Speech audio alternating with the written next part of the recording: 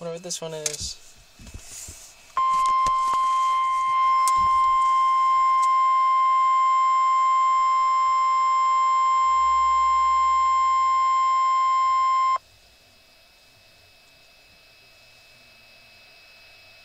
The National Weather Service in Chicago has issued a severe thunderstorm warning for Livingston County in central Illinois until 6 o'clock p.m.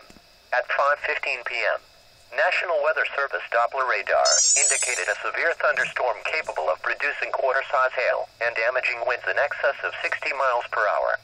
This storm was located 9 miles north of Pontiac and moving southeast at 30 miles per hour. The severe thunderstorm will be near Pontiac and Odell around 5:30 p.m. Interstate 55 between mile markers 198 and 209.